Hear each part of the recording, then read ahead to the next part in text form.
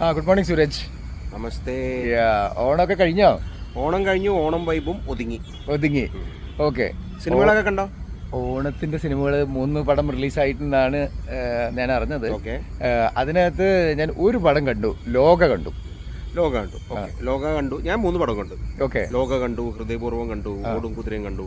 Okay. 3 സിനിമകൾ കണ്ടു. 3ഉം വ്യത്യസ്തമായ രീതിയിലുള്ള സബ്ജക്റ്റുള്ള പടങ്ങളാണ്. ഒന്നിനെയും തമ്മിൽ കമ്പയർ ചെയ്യാൻ പറ്റില്ല. പിന്നെ ഓരോരുത്തരുടെയും പേഴ്സണൽ ആയിട്ടുള്ള ഇഷ്ടങ്ങളും അനിഷ്ടങ്ങളും ആണല്ലോ ഇവിടെ നടക്കുന്നത്.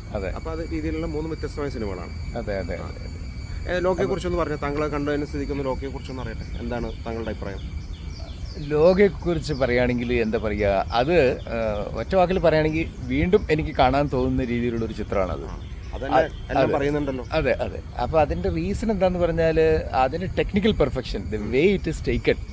ഓക്കെ. അതിന്റെ ക്യാമറ, അതിന്റെ ആർട്ട് വർക്ക്, അതിന്റെ ക്യാരക്ടേഴ്സിന്റെ പ്രസന്റേഷൻ, പിന്നെ നമ്മൾ ചെറുപ്പത്തിൽ കേട്ടിട്ടുള്ള ആ ഒരു എന്താ പറയുക കെട്ടുകഥകൾ എന്ന് വിശ്വസിക്കുന്ന കഥകളിലുള്ള ആ ക്യാരക്ടറിന്റെ ഒരു മോഡേൺ ഫോമിലേക്ക് അവർ കൊണ്ടുവന്നത്, എന്നത്തത് ഭയങ്കര ബിലീവബിൾ ആകുന്ന രീതിയിൽ അത് പ്രസന്റ് ചെയ്തത്, ഇതൊക്കെയാണ്. ഓരോ കാസ്റ്റിങ്ങും പെർഫെക്റ്റ് ആണ് അതിനകത്ത്. അപ്പം അത് ശരിക്കും പറയുകയാണെങ്കിൽ നമ്മുടെ ഗ്രിപ്പിംഗ് ആയിരുന്നു. നമ്മൾ ഇതിനു മുമ്പ് കാണാത്ത ഒരു തീമും അതിൻ്റെ വളരെ കൺവിൻസിങ് ആയിട്ടൊരു പ്രസന്റേഷനും.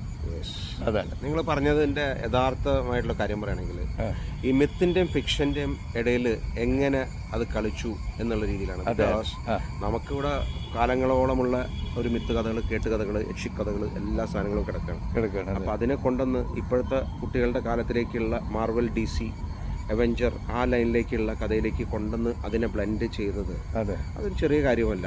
അപ്പോൾ അത് എല്ലാവർക്കും ഇഷ്ടപ്പെടുന്ന രീതിയിൽ, വേൾഡ് സിനിമ കാണുന്ന എല്ലാവർക്കും എന്തായാലും ഈ സിനിമയോട് താല്പര്യക്കുറവ് ഒരിക്കലും ഉണ്ടാവില്ല. പിന്നെ മലയാള സിനിമ ഇതുപോലെ ആവണം, ഇങ്ങനെ ആവണം എന്ന് വിചാരിക്കുന്ന ചില ആൾക്കാർക്ക് അതിനോട് എതിർപ്പുണ്ടാവും. അത് നമുക്കൊന്നും ചെയ്യാൻ പറ്റില്ല. ബിക്കോസ് മാറ്റം വേണമെന്ന് നിലകൊള്ളുന്ന ആൾക്കാരാണല്ലോ നമ്മളെല്ലാവരും. അപ്പോൾ മാറ്റത്തിന് നമ്മൾ എന്തായാലും ഒച്ചപ്പാട് വരുമ്പോൾ. പിന്നെ ഹൃദയപൂർവ്വം എന്നൊരു പടം റിലീസായിട്ടുണ്ട്. ഫീൽ ഗുഡ് മൂവി എന്നാണ് പറയുന്നത്. ഞാൻ കണ്ടിട്ടില്ല. എന്താണ് ഫീഡ്ബാക്ക്?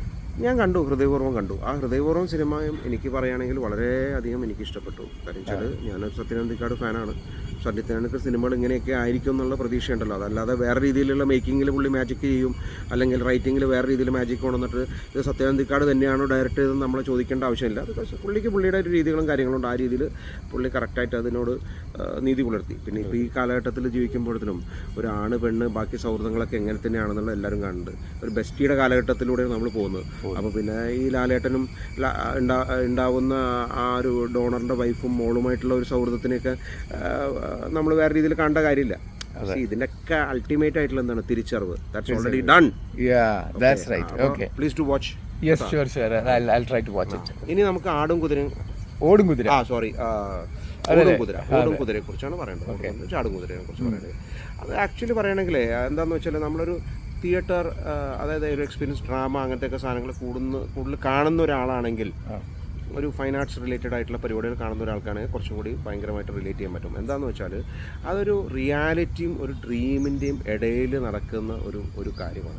അപ്പോൾ അത് എത്രത്തോളം റിയാലിറ്റിയിൽ പ്ലേസ് ചെയ്യാൻ പറ്റുന്നതിനെ കുറിച്ച് അറിയില്ല. പക്ഷേ ഇതൊക്കെ ഓരോരുത്തരുടെ പേഴ്സൺ ടു പേഴ്സൺ ചോയ്സ് അല്ലേ. ഇനി നമുക്കൊന്ന് കാണാനുള്ളത് നമ്മുടെ മുരുകദാസിൻ്റെ തമിഴ് പടമുണ്ട്. അതൊന്ന് കാണണം.